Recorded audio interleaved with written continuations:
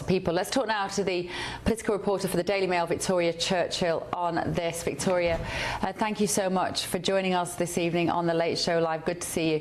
So yesterday, when President Trump said in the Oval Office, Europe has to get a grip on this situation, you are suffering from an invasion, it seemed inflammatory, but when you see these pictures, is he right? Well, I think that these mirror images that we saw here in the U.S. before President Trump took office, he shepherded the idea that his administration has pretty much made illegal immigration non-existent of people coming into this country by shutting down the border. And I think the Trump playbook, even though people might not want to follow it just because it's attached to his name, when it comes to enforcing borders, there may be some lessons that European leaders can learn from what the Trump administration is doing. Now, when you look at immigration enforcement within the country, that's some things where I think he's had some justifiable criticism of how, ICE agents and CPB agents are conducting themselves in the country. But I think at the border itself, there's a lot that can be learned. And it starts with will. It starts with the fact that President Trump came in with the political will to make change and make it happen.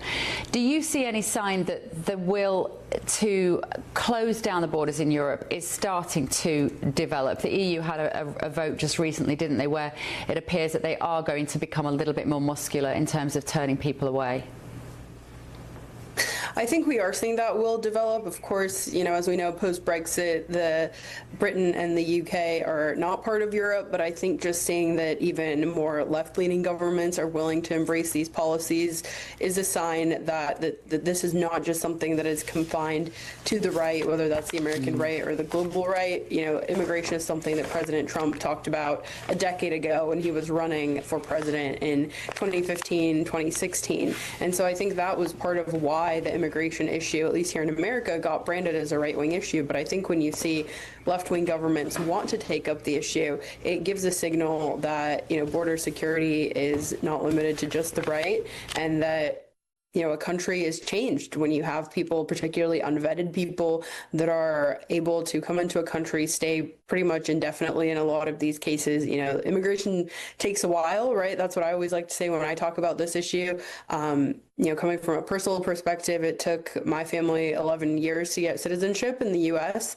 And, some people it can take as little as 5 or 6 years. Some people it takes longer. It is a grueling and arduous process, but it's there for a reason, to make sure that the people that are actually in the country are there to be to the benefit of the country and its citizenry and not to the detriment.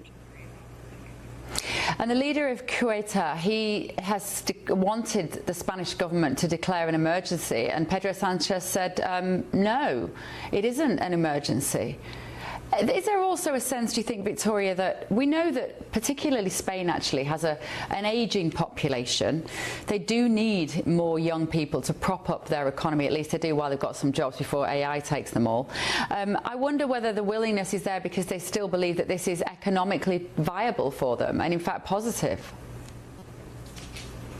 Well, I know that when you look at the U.S., the birth rates are definitely of a concern, and I think that happens to be the case in most developed nations across the world. And so, when you talk about things like propping up social programs, which Europe has a lot more of than we do here in the U.S., that is definitely a concern of who is going to pay.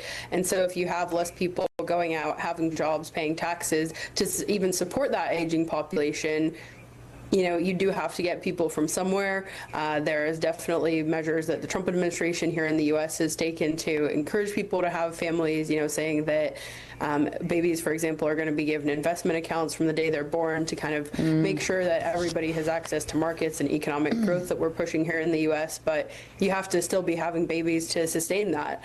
And so if other countries aren't willing to make that push, they're not going to be as successful. But this is a problem not only in the U.S., but also even in Europe and even in Asia. That's a big problem.